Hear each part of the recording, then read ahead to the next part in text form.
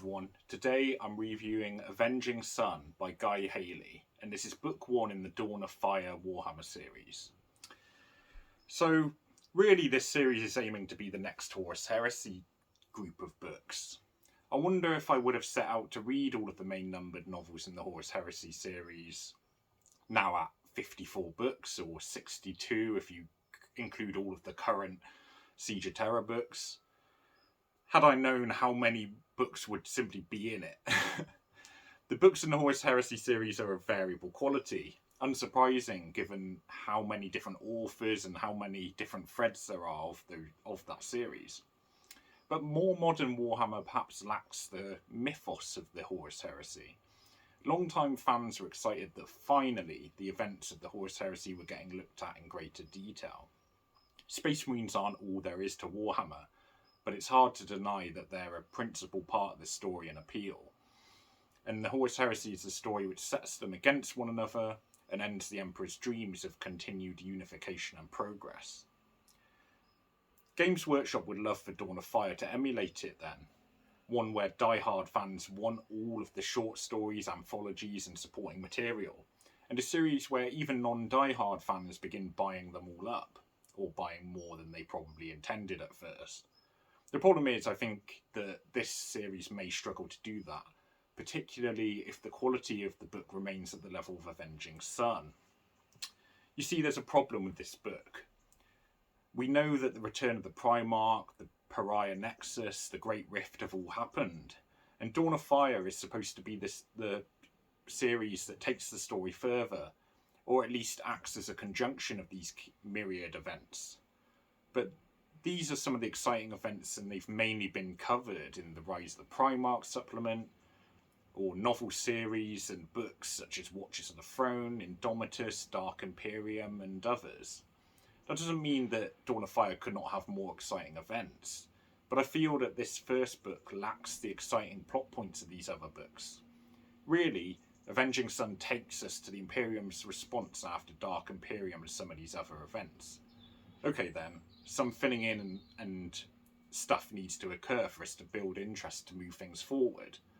But instead this book seems to have been written to set things up, but hasn't that kind of happened already? And that's the principal problem. It doesn't necessarily fill in what happens next.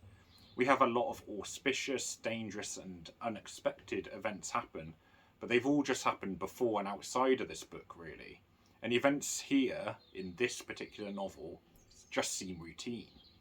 Instead, the aim is perhaps Guilliman's Primaris Marines being introduced and pushing back, but it doesn't even really focus on that enough.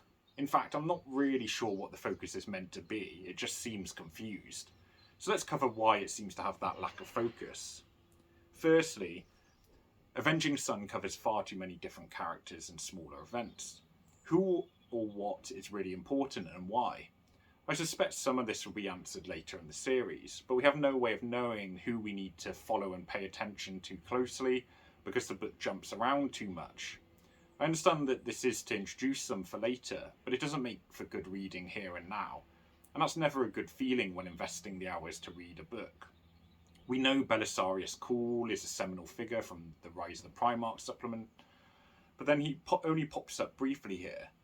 We focus far more on Messinius, a white consul who Guilliman tasks with an important quest and more autonomy, which is presumably indicative of his passing the torch to the newly created Primaris Marines.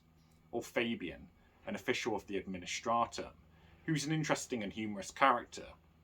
But then there's also Lekrant, Areos, and several other characters I can name and speak about, some of which seem to pop up and then just disappear. It's a lot to cover, and it means that some really aren't covered adequately. Messinius and Fabian were introduced well, namely because it felt like their personality was well developed and there was enough time devoted to them for this to happen. But this wasn't the case with some of those other characters, such as Lekrant or Nara. Secondly, the plot of this book simultaneously does not matter and does. Guilliman, the Indomitus Crusade and the Primaris Marines are the event at the moment, but the Chaos Incursion of the Crusade of Slaughter which happens in this book can't succeed because it would effectively undo everything. So we essentially know that it can't work in the end. Of course, one could say this is often true for science fiction, but I can't help but feel the approach could have been different here. Say, by focusing more on the politics between the Administratum, Navigators, Guilliman and Mechanicum, or the issues with resources of the Primaris Marines. Personally, I think it's a poor excuse to say there's too much to cover. An interesting plot and characters can be carried through despite all of this surrounding material. If anything, it provides background material to use and is the opposite of a handicap. Creating a good plot within the confines of the surrounding wider 40k background, and focusing on some characters who are important to the plot, rather than just introducing them for seemingly no comprehensible reason, would be far more effective. Instead, it feels like you're being led on for the duration of this entire book to see stay tuned for what happens next, which is never good. So what does Avenging Son do well? Well, it does highlight some difficulties of the Indomitus Crusade. It navigates fairly well with all the different interactions between various Imperial factions without becoming tedious. But it's just that the book made it very difficult for itself, even if it doesn't do a bad job with all of this. In terms of the characters, Messinius is dry on first impression, as most white consoles arguably are, but then is developed well, and he's an interesting character to follow, surprisingly likeable. Fabian also is interesting, but given his absence for a good portion of the book, feels like he was underutilised. The parts where he does feature, sometimes humorous, and I'm keen to see more of him. Guilliman does feel and act as a Primarch, which is not the easiest thing to write. But we are repeatedly given evidence that he is humble and likeable, and then receive mixed messages. His office is sparse and the equal of someone far lower in seniority to him, or he jokes about how people act around a Primarch, but then also he talks down to someone and plays the "I'm a Primarch" card, so would you dispute me? This might be intentional to show that it's not really his true character, but instead that he just plays the politics when necessary, but it didn't really feel intentional from the author to me. As a result, he comes across slightly haughty, which I don't believe was the aim. On the other hand, it might just show there are several sides to him, in which case readers will probably find my criticism harsh. Guy Haley has written better books than this, but despite the issue of the story, plot and some of the characters, he's still good at writing descriptions, and the book definitely feels as if it takes place in the 40k universe. You do feel some of the gravitas of what's going on, the power of the Space Marines, the unexpected events related to the Pariah Nexus and the Warp. The action sequences were serviceable too, with good descriptions, but they weren't particularly momentous.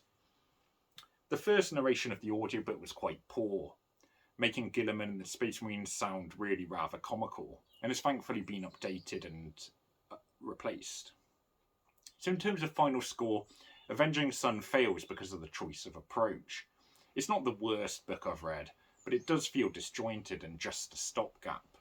It has a problem that, as the first book of the series, some of the material will likely be relevant later, but you'll have trouble remembering if it is something particularly specific, simply because there's so many little things going on. And you'll also prefer to rush through this and get on to the next, which is probably a good approach, to be honest. We don't know how much the events here matter, but they don't exactly make for a good book in of itself, and that's an issue. So this one only gets a 4 out of 10. It could have been better. It's not the best introduction, so hopefully the later books in the series will improve, which I will be reviewing. So please like and subscribe, and thanks for watching.